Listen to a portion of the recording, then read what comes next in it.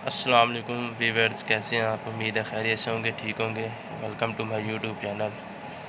Today we will discuss about X ray source.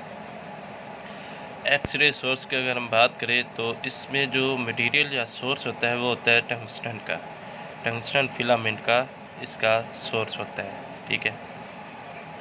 और इसमें जो एनर्जी सोर्स होता है ना, वो ट्रांजिशन स्टेट को डिटरमाइन करता है। मतलब एनर्जी सोर्स से हम ट्रांजिशन स्टेट को क्या कर सकते हैं, मेजर कर सकते हैं।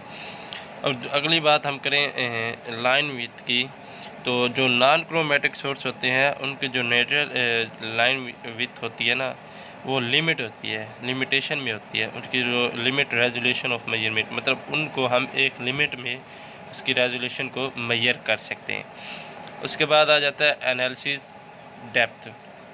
तो जो हाई एनर्जी सोर्स होते हैं ना, वो डीपर इन दी सैंपल, मतलब कि जिनकी एनर्जी सबसे ज़्यादा होती है ना, वो सैंपल में नीचे की तरफ होते हैं, सबसे नीचे होते हैं। मतलब डीपर इन दी सोर्स होते हैं, सैंपल होते हैं, उनकी वो गहराई में होते हैं और हम उनको एनालिसिस भी कर सकते हैं, ठीक है, उनकी एनालिसिस। उसके बाद आ जाता है ionization cross section. In this an atom lose an electron due to X-ray radiation.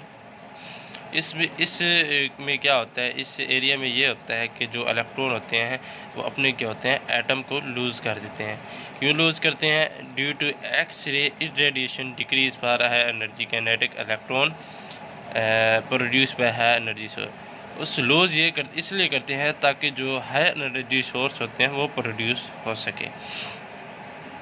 अब एक्सपीएस की बात करें तो उसकी डिपेंडेंट जो होते हैं वो एल्युमिनियम होते हैं या मैग्नीशियम सोर्स पे वो डिपेंड करता है। उसके बाद if determining presence of the trace element is important and spectral resolution is not factor, then magnesium source provide more X-ray flux.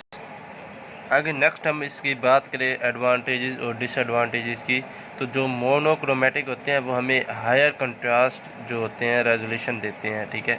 और देन पॉलीक्रोमेटिक लाइट, मतलब ये पॉलीक्रोमेटिक लाइट से ज़्यादा मतलब जो हमें रिजल्ट दे सकते हैं। उसके बाद जो monochromatic light give highly precise and provide reproducible result. मतलब ये है कि हमें एक एक्यूरेट डाटा देते हैं, और दूसरे जो होते हैं जो हमारे पास रिज़ल्ट आता है वो रिप्रोड्यूसिबल होता है, जो हमारे लिए साइंटिफिक मेथड के लिए क्या हो सकता है, बहुत ही बेनिफिट हो जाता है, और इंडस्ट्रियल के लिए भी, ताकि हम वो मेथड को यूज़ करके हम इंडस्ट्रियल जो मटेरियल है वो बना सकते हैं। उसके बाद अगर हम बात करें monochromatic source emit light at specific wavelength, मतलब मोनोक्रोमेटिक से जो लाइट इमिट होती है उनकी वेवलेंथ एक स्पेसिफिक होती है, जो कि इंटरफेरेंस करती है from the source of light. मतलब जो सोर्स ऑफ लाइट सोर्स से जो लाइट आ रही होती है उसको रिड्यूस कर देती है, ठीक है, जिसकी वजह से हमारे पास जो रिज़ल्ट आता है वो एक्यूरेट आता है। It has high signal to noise ratio, which mean it can produce accurate, मतलब वही बात आ गई, इससे हम क्या करते हैं, accurate डाटा हम प्रोड्यूस कर सकते हैं। It can simply the design of optical system, ये ऑप्टिकल सिस्टम को भी सिंपली डिज़ाइन भी कर सकता है। आगे हम बात करते हैं इसके डिसएडवांटेजेस के।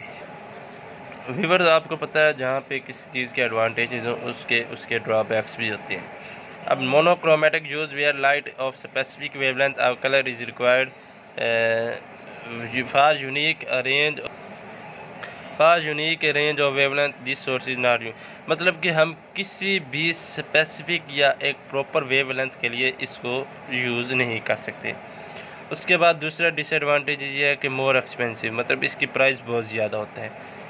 उसके बाद डिफ़िकल्ट टू प्रोड्यूस, इसको प्रोड्यूस करना बहुत ही मुश्किल होता है। इसकी जो ब्राइटनेस है वो हम लिमिटेड में रख सकते हैं, ठीक है। लिमिटेड कलर रिसेप्शन, मतलब कि इसमें हमारे पास कलर भी जो होते हैं ना वो लिमिटेशन में होते हैं। तो ये इसके 4-5 डिसएडवांटेजेस थे। तो उम्मीद है आपको इस वीडियो में जो टॉपिक था वो समझ आ गया है।